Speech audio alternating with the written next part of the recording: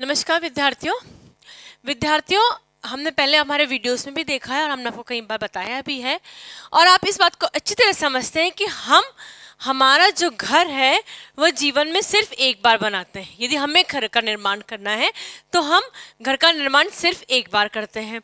इसके लिए हम बहुत सारी बातों को ध्यान रखते हैं। हम यह भी देखते हैं कि हमें घर कहाँ चुनना है, किस जगह चुनना है, उसकी मिट्टी कैसी होनी चाहिए, उसका आसपास का वातावरण किस तरीके का होना चाहिए।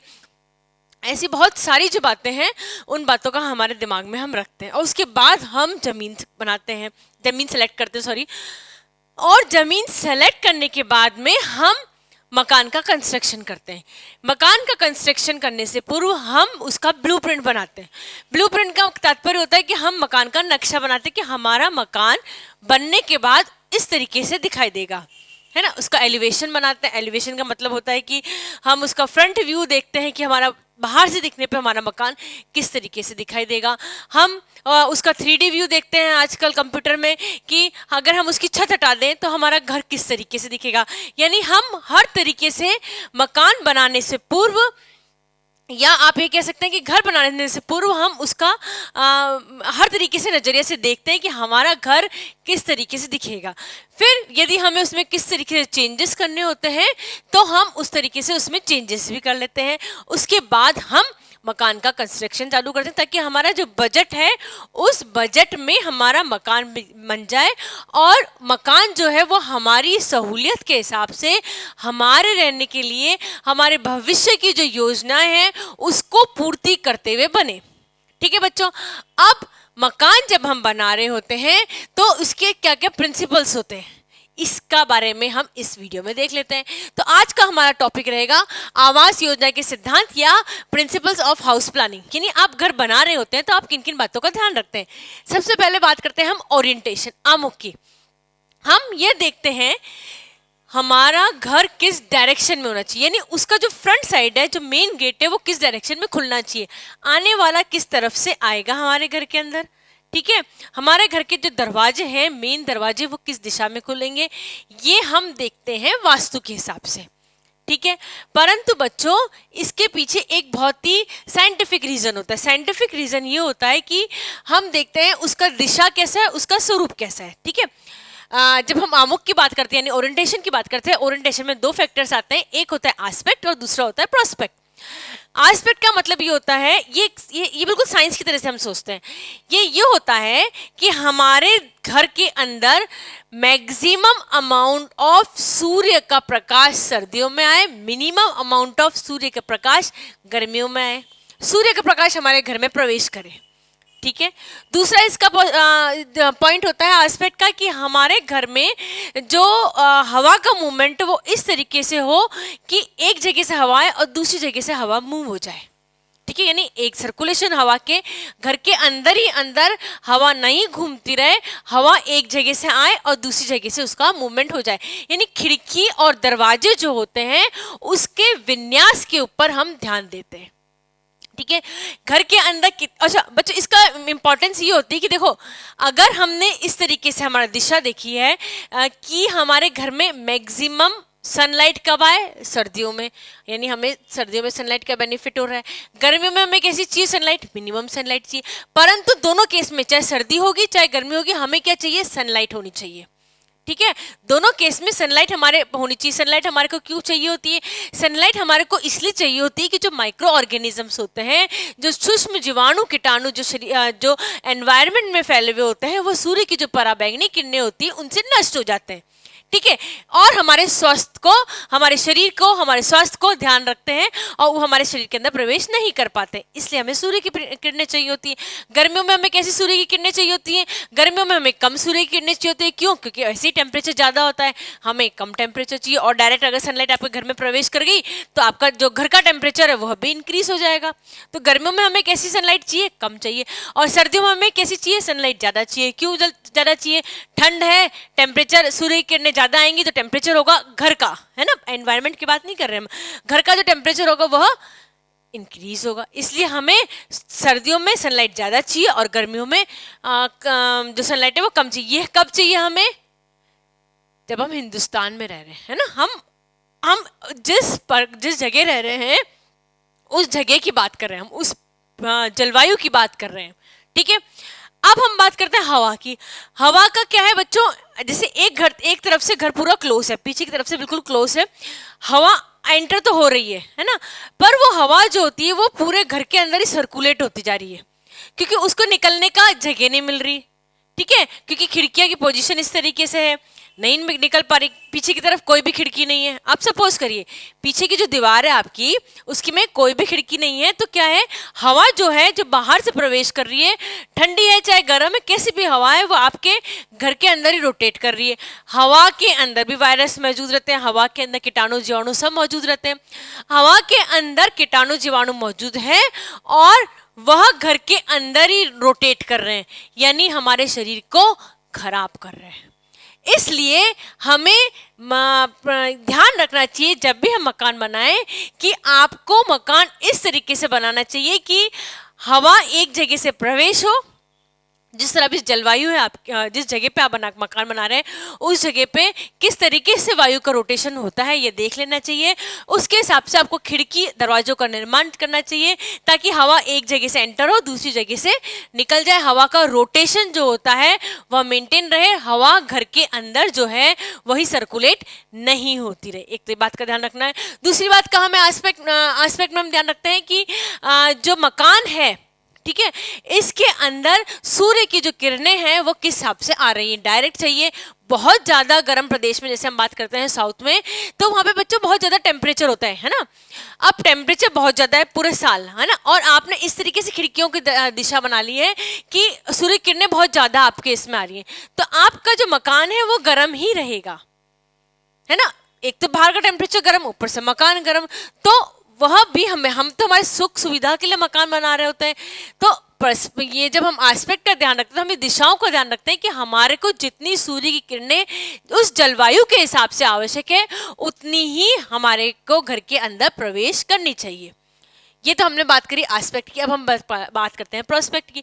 प्रोस्पेक्ट से हमारा तात्पर्य होता है कि हम उसकी सुंदरता भी देखें, कि यदि कोई व्यक्ति बाहर से हमारा मकान देख रहा है तो उसको देखने में बाहर से भी सुंदर दिखे, आंतरिक सुंदरता तक पहुंचे नहीं हम केवल अभी कहाँ तक पहुंचे हैं ओरिएंटेशन में, हम ओरिएंटेशन में घर के जो बाहर की हिस्सा है उसमें ही पहुंचे। तो यदि कोई व्यक्ति आपका मकान घर के बाहर से सड़क पर से देख रहा है तो उसको आपका मकान दिखने में सौंदर्य लगे, आपको यह बात का ध्यान रखते हुए, किस बात का, दिशा का, एस्पेक्ट का ध्यान रखते हुए सौंदर्यता को निर्माण करना चाहिए। यही चीज क्या होती है, प्रोस्पेक्ट होती है। यानी आमुख में जो होता है या आपका जो ओरिएंटेशन होता है उसमें हवा का, लाइट का विन्यास देखा जाता है, किसकी, मकान की खूबसूरती को बढ़ाते हुए होना चाहिए। अब हम बात करते हैं वृहदता की, यानी रूमीनेस की। आप एक कमरा ले लीजिए, है ना, रूमीनेस का मतलब होता है एक कमरे के अंदर ही आप उस कमरे को बड़ा भी बना सकते हैं, उस कमरे को छोटा भी बना सकते हैं, उसके अंदर फर्नीचर सेट करना है। एक ही कमरे की बात कर रहे हैं, पूरे कमरे मकान के कमरों की बात नहीं कर रहे हैं हम, सिर्फ एक कमरे की। तो जब हम कमरा बनाते हैं बच्चों, आपने भी नोट करा होगा या आप ध्यान दें इस बात पे, कभी भी हम कमरा जो वर्गाकार नहीं बनाते हैं। वर्ग होता है जितना आपकी लेंथ है उतनी आपकी विड्थ है, इस तरीके से हम नहीं बनाते। कमरा किस तरीके से बनाया जाता है, कमरा बनाया जाता है आयताकार में, है ना, या इसकी लेंथ ज्यादा होगी, विड्थ कम होगी, इस तरीके से कमरा बनाया जाता है। अब आयताकार कमरा बनाने का क्या फायदा होता है, आयताकार कमरा बनाने का ये फायदा होता है कि आप जब कमरे के अंदर एक जगह से दूसरी जगह मूवमेंट करें तो आपको किसी भी तरह का फिजिकली परेशानी उठानी नहीं पड़े। जो भी आप कदम रख रहे हैं कमरे में, कदम रखने के पश्चात आपको किसी भी तरह की परेशानी नहीं उठानी पड़े, उसे हम क्या बोलते हैं, रूमीनेस। तो कमरा जब भी बनता है आयताकार बनता है। यदि कमरा छोटा है तो उसकी दीवारें बहुत ज़्यादा लंबी नहीं होती है या बहुत ज़्यादा ऊंची नहीं होती है। क्यों ऊंची नहीं होती है, छोटा कमरा है और दीवारें ऊंची, तो कमरा और भी ज़्यादा छोटा दिखाई देने लगता है ना। इस बात का ध्यान रखा जाता है कि कमरा अगर छोटा है तो दीवारें कभी भी ऊंची नहीं होगी। कमरा यदि छोटा है तो जो डार्क कलर्स हैं, वार्म कलर्स हैं, वो वार्म कलर्स नहीं यूज़ करने चाहिए। वार्म कलर्स यूज़ करने से क्या होता है कि हमें चीज़ें और पास पास दिखाई देती है, तो दीवारें हमें और पास पास दिखाई देने लगती है। यानी रूमिनेस का मतलब होता है कि आपको वर्चुअली, है ना, जैसे वर्चुअली आपको आपके कमरे की लेंथ विड्थ बढ़ती हुई दिखाई देनी चाहिए और आपको कमरे में चलने में किसी तरह की परेशानी नहीं होनी चाहिए। आपका जो स्टोरेज होता है, कमरा बड़ा है नो डाउट आप इसको हॉरिजॉन्टल स्टोरेज दे सकते हैं, पर कमरा यदि छोटा है तो निश्चित तौर पे हमें वर्टिकल जो स्टोरेज होता है, जो कबर्ड्स होती है, उन्हीं को देनी चाहिए। कबर्ड्स में बच्चों आजकल ऐसा करते हैं कि एक जो ट्रेंड चलता आ रहा है ये कि एक जो पूरी दीवार होती है उसको वर्टिकल स्टोरेज के रूप में ले लिया जाता है। एक बेड लगाया जाता है, बेड की साइज जनरली 6x6 होती है डबल बेड की। उसके बाद में एक टेबल लगाई जाती है, साइड टेबल दोनों साइड में, और उसके बाद में एक अलमारी, एक दीवार ऐसी चुन ली जाती है जिसके अंदर पूरा वर्टिकल स्टोरेज होता है। हॉरिजॉन्टल स्टोरेज रखने का सिस्टम बिल्कुल खत्म हो गया है। क्यों खत्म हो गया हॉरिजॉन्टल रखने का?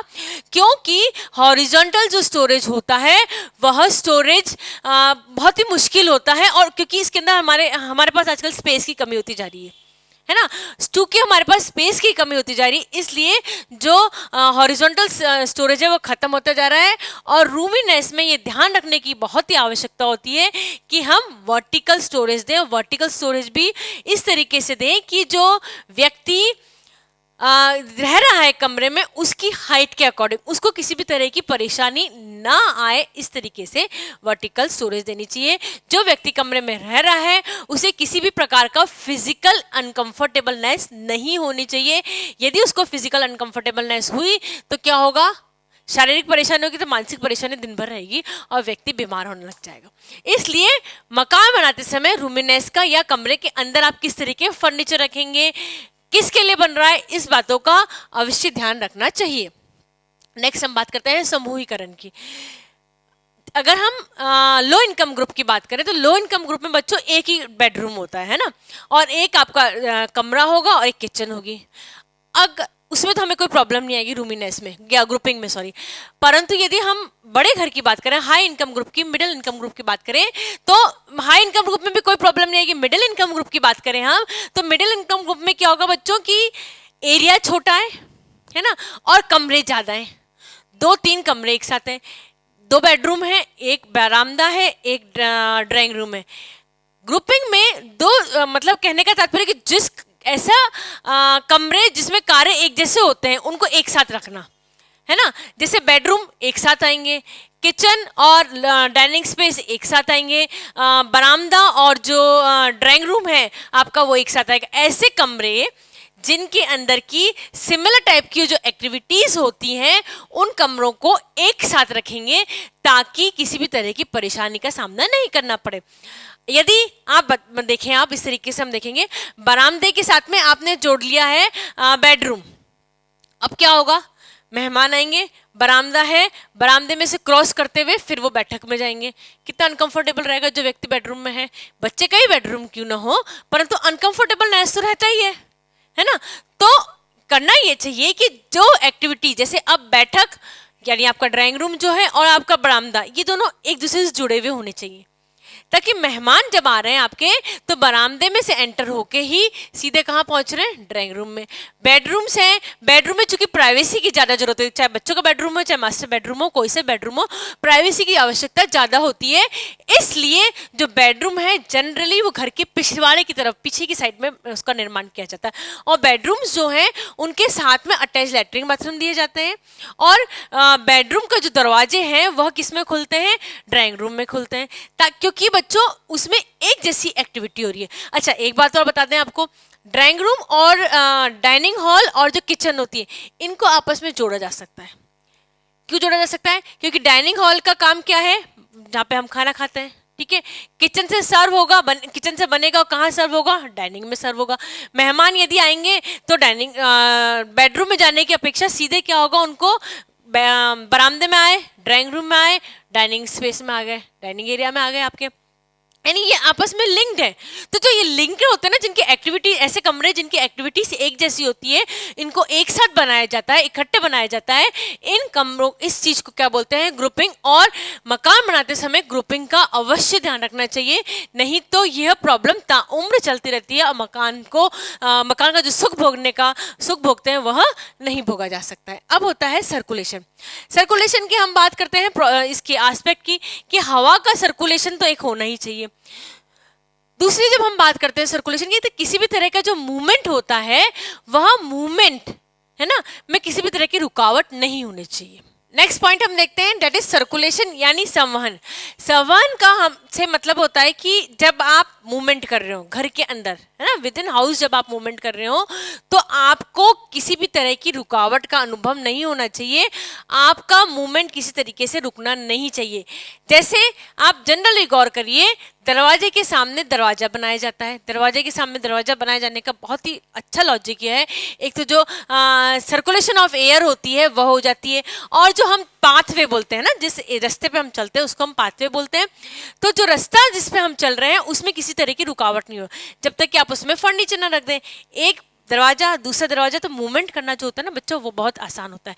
तो सर्कुलेशन में इस तरीके से रखा जाता है कि जो व्यक्ति चल रहा है, जो घर वाले जिसमें रह रहे हैं मकान में, उसका चलने में किसी भी तरह की प्रॉब्लम का सामना उसको नहीं करना पड़े। इसमें जब सर्कुलेशन की बात करते हैं तो हम ग्रुपिंग की बात अवश्य करेंगे। सर्कुलेशन और जो ग्रुपिंग होता है, ये आपस में कोऑर्डिनेशन होना आवश्यक होता है।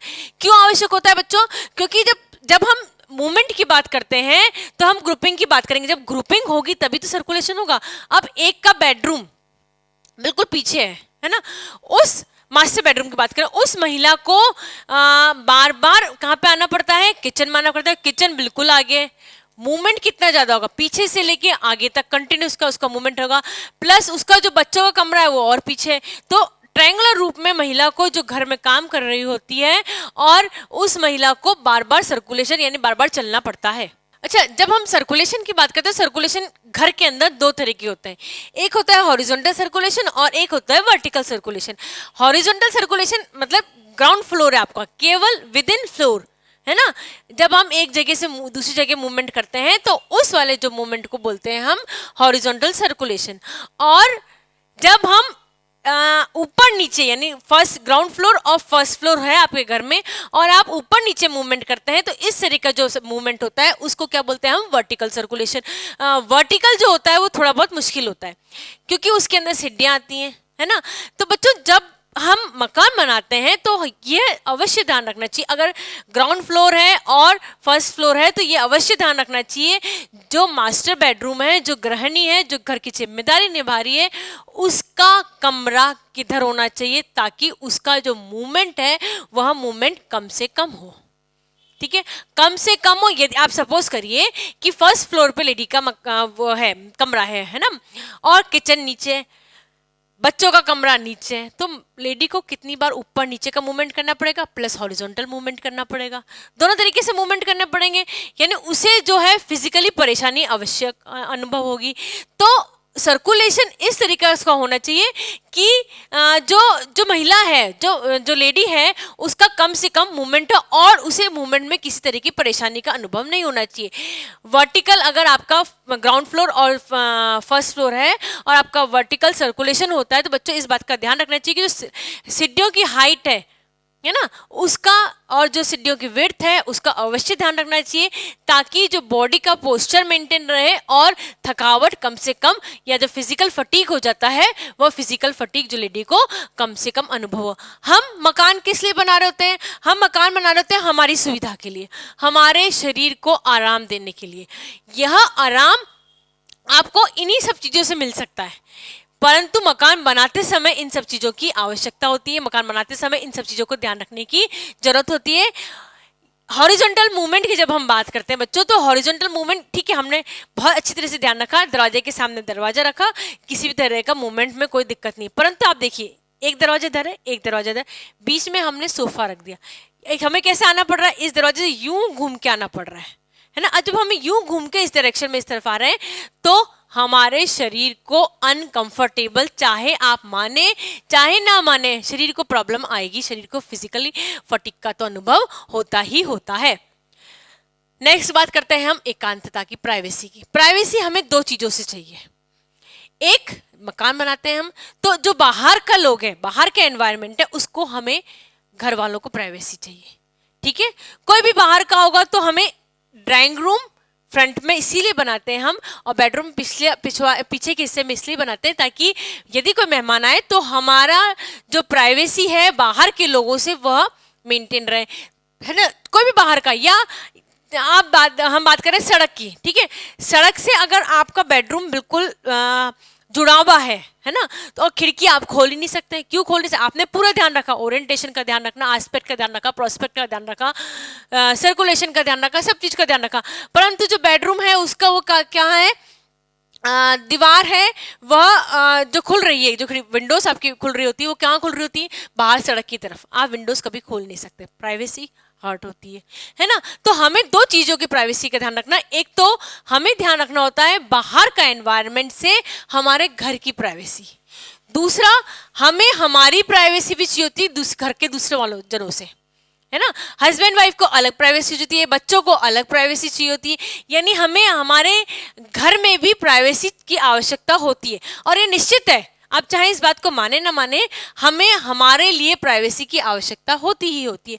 तो प्राइवेसी का ध्यान अवश्य रखना चाहिए। यदि दो बेडरूम पास पास बन रहे होते हैं तो उनके बीच में जनरली जो बाथरूम्स है उनका निर्माण कर दिया जाता है ताकि एक जगह से आवाज़ें दूसरी जगह पे नहीं जाए, थोड़ी सी प्राइवेसी मेंटेन रहे। ये हम कब ध्यान रखते हैं? जब हम किसका निर्माण करते हैं? बेडरूम्स का निर्माण करते हैं। या हम ड्राइंग रूम को सिर्फ आगे की तरफ क्यों रखते हैं? क्योंकि ड्राइंग रूम में हमारी आवाजाही नहीं होती इतनी, है ना।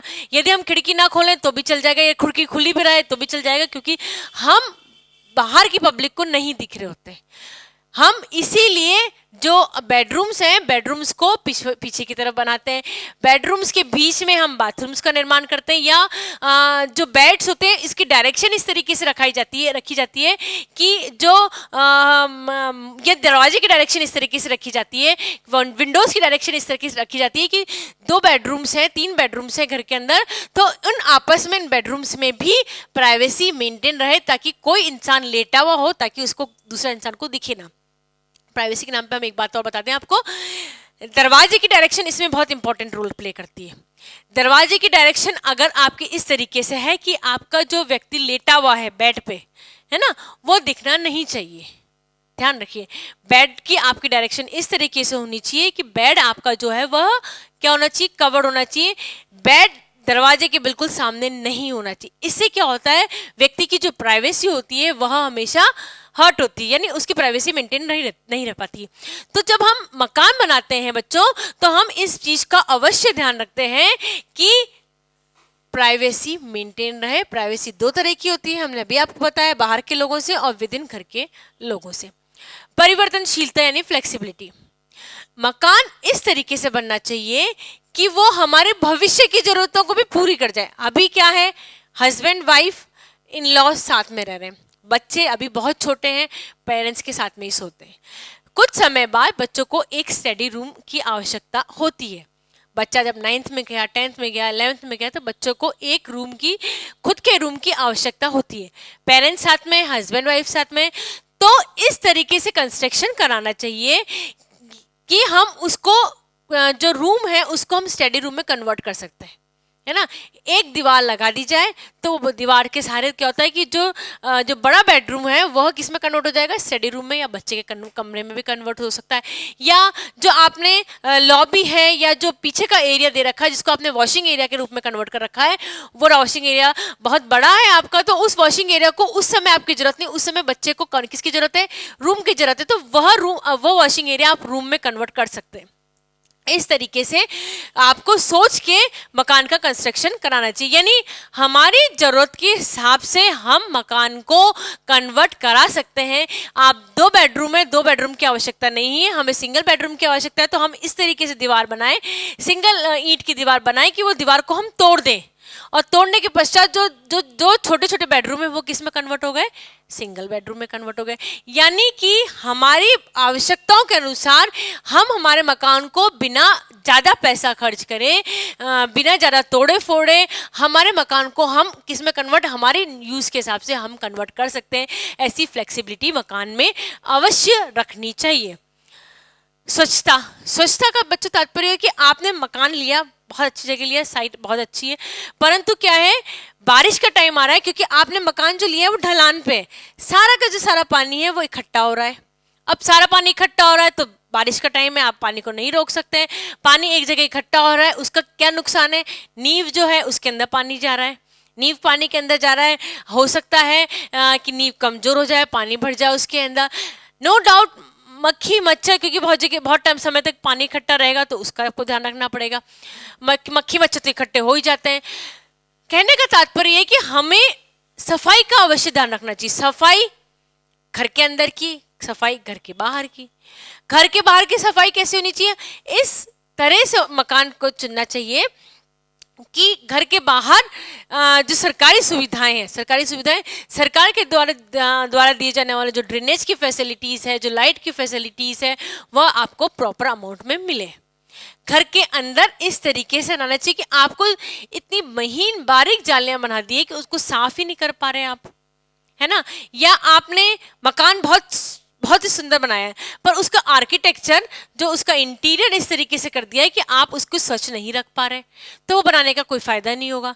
सैनिटेशन, सफाई में कम से कम मेहनत लगे, इस तरीके से आपको कमरे का या घर का निर्माण करना चाहिए। वेंटिलेशन तो बहुत जरूरी होता है। वेंटिलेशन, खिड़की के ऊपर हम जो खिड़की से बना लेते हैं उसको हम उसको वेंटिलेटर कहते हैं, इसको वेंटिलेशन कहते हैं हम उसको। अब वेंटिलेशन क्यों बनाना चाहिए, गर्म हवा होती है, हवा हमारे घर में प्रवेश कर गई, ठीक है, हम सांस ले रहे हैं, हवा कैसे हो रही है, गर्म हो रही है। हम खाना बना रहे हैं, हवा कैसी हो रही है, गर्म हो रही है। अब यदि वेंटिलेशन प्रॉपर नहीं है, यदि वेंटिलेशन का मतलब है एयर का मूवमेंट बाहर की तरफ, है ना, अब अगर वेंटिलेशन प्रॉपर नहीं है तो क्या होगा, एयर घर के अंदर ही सर्कुलेट करती रहेगी और एयर के अंदर जो जर्म्स हैं, जो कीटाणु, जीवाणु, विषाणु, वायरस जो भी हैं, वो आपके घर के अंदर ही घूमते रहेंगे और कभी ना कभी तो आपको अटैक कर ही देंगे और आपको बीमार कर ही देंगे। वेंटिलेशन का मतलब होता है कि आपका जो गर्म हवा है वह ऊपर की तरफ जाए और बाहर की तरफ निकल जाए, ठीक है। क्या मतलब होता है, हवा, गर्म हवा आए, ऊपर की तरफ जाए और बाहर की तरफ निकल जाए, आपको किसी भी तरह का नुकसान ना पहुंचाए, है ना। तो वेंटिलेशन, एक तो इस तरीके से वेंटिलेशन हुआ, गर्म हवा आई, ऊपर गई और निकल गई। दूसरा वेंटिलेशन, एक तरफ से हवा आई, दूसरी तरफ से हवा निकल गई। दरवाजे के सामने दरवाजा, खिड़की के सामने खिड़की, ड्राइंग रूम की खिड़की के सामने बेडरूम की खिड़की, डायरेक्ट हवा आ रही ड्राइंग रूम की खिड़की से और बेडरूम की खिड़की से बाहर निकल रही है ना। तो इससे क्या होगा, हवा का जो मूवमेंट होगा वो आसानी हो जाएगा। हवा का मूवमेंट आसानी हो रही तो हमारे पास जो हवा के अंदर जर्म्स हैं वह हमारे शरीर को किसी भी तरीके से नुकसान नहीं पहुंचा रहे हैं। मितव्ययता, इकोनॉमी का तो ध्यान रखना ही है हमें, इकोनॉमी का ध्यान रखना है, इसलिए हम क्या बना रहे हैं, फ्लोर प्लान बना रहे हैं। हमें इकोनॉमिकल, हमें ध्यान दो तरीके से रखना है। एक तो मकान बनाते समय, जब आप मकान का निर्माण कर रहे हो तब आपको यह अवश्य ध्यान रखना है कि आपका जो भी आप मकान बना रहे हो उसको, उसमें कंस्ट्रक्शन में कितना मिनिमम खर्च हो सके और आपको मैक्सिमम बेनिफिट मिल सके। जो भी कमरे आप बना रहे हैं उसमें आपको मैक्सिमम बेनिफिट मिले, पूरे रूम्स मिले, सबके लिए रूम्स मिले, प्रॉपर अमाउंट में वेंटिलेशन हो, प्रॉपर अमाउंट में एयर सर्कुलेशन हो, प्रॉपर अमाउंट में लाइट हो, यह आपका, और मकान की मजबूती मेंटेन रहे। मकान में कौन सा पत्थर लगाना है या टाइल्स लगानी है, इस बात का अवश्य ध्यान रखना है। ये तो हमें क्या करना है, इकोनॉमिकली ध्यान रखना बनाते समय। बनने के बाद आपको उसमें मिनिमम खर्च करना पड़े, किसमें, मेंटेनेंस में। बन गया मकान, बहुत खूबसूरत है, बहुत अच्छा है बच्चों, परंतु वह अगर बार बार मेंटेनेंस मांग रहा है तो उसका जो बनाने का खर्चा, उससे ज्यादा मेंटेनेंस का खर्चा पड़ रहा है। मानसिक परेशानी अलग हो रही है, शारीरिक परेशानी अलग हो रही है। तो इस समय हमें मकान बनाते समय और मकान बनाने के बाद हो सकता है कि जो लागत है, मकान बनाने की लागत है वो ज्यादा होए, परंतु उसकी जो मेंटेनेंस कॉस्ट है वो कम हो जाए। तो जब मेंटेनेंस कॉस्ट कम हो जाएगी तो ये जो बनाने की लागत है यह अपने आप बैलेंसिंग होगी, और शायद मेंटेनेंस की कॉस्ट कम है तो बनावट की जो कॉस्ट होगी वो अपने आप डिक्रीज हो जाएगी, है ना। यानी हमें दोनों चीज़ों का ध्यान रखना है, बनाते समय कितनी कॉस्ट लग रही है। आपने बना लिया मकान, हम एग्जाम्पल लेते हैं जिसमें कि रेत बहुत है, जहाँ पे जिस एरिया में रेत ज़्यादा है उसमें क्या होता है बच्चों, नींव जो होती है ना वो ज़्यादा खुदती है, पत्थर ज़्यादा डलते हैं ताकि आपके मकान की मजबूती रहे, और जो नींव होती है उसकी चौड़ाई भी ज़्यादा होती है। आपने मकान में इस समय ध्यान नहीं दिया, क्योंकि जब नींव खुद रही होती है, जब जमीन के अंदर खुदाई होती है, पत्थर डल रहे होते हैं, उस समय नींव की कॉस्ट बहुत ज़्यादा आती है। जो कंस्ट्रक्शन की कॉस्ट है, दीवारें खड़ी करते हैं, उसकी इतनी कॉस्ट नहीं आती जितनी नींव की कॉस्ट आती है अगर रेत है। अब चूंकि रेत है और कॉस्ट ज़्यादा आ रही है, हमने इसको अवॉइड करने के लिए क्या किया, हमने जो साइज थी नींव की उसको डिक्रीज कर दिया। कैसे डिक्रीज कर दिया, एक तो इस तरीके से डिक्रीज किया, उसकी गहराई कम कर दी, और हमने जो उसकी चौड़ाई थी कम कर दी। नो डाउट गहराई और चौड़ाई कम करते ही नींव की हमने जैसी गहराई और चौड़ाई कम करी, हमारे क्या हुआ, जो कॉस्ट थी वह डिक्रीज हो गई। परंतु कुछ सालों बाद वो मिट्टी है, पानी आया, मिट्टी आई, मिट्टी ने हमारे मकान को ढहा दिया। ऐसा भी हो जाता है क्योंकि उसकी नींव इतनी मजबूत नहीं थी।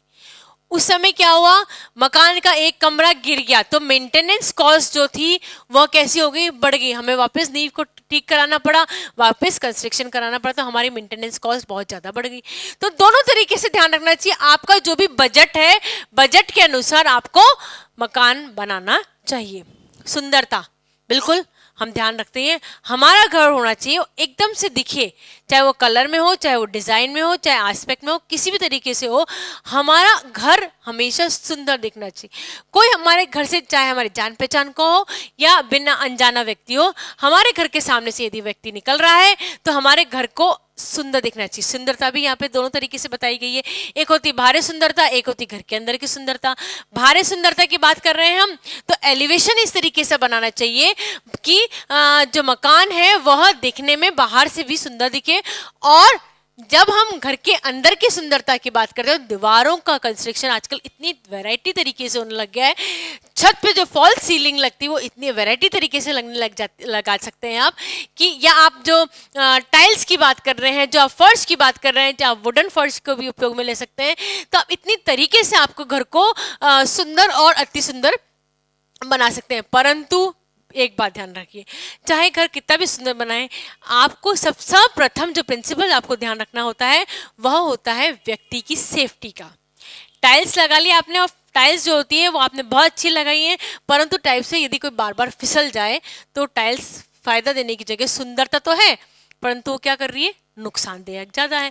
तो बच्चों इस तरीके से आपको आपका जो मकान है उसको बनाते समय बहुत सारी बातों का ध्यान रखना चाहिए, क्योंकि मकान सिर्फ और सिर्फ एक बार बनता है, और वह भविष्य में आपको किसी भी तरह का नुकसान ना पहुंचाए। चाहे आप किसी भी एज में मकान बनाएं, वह वृद्धावस्था तक आपको किसी भी तरह की परेशानी ना करे। इस तरीके से मकान की प्लानिंग बना लेनी चाहिए।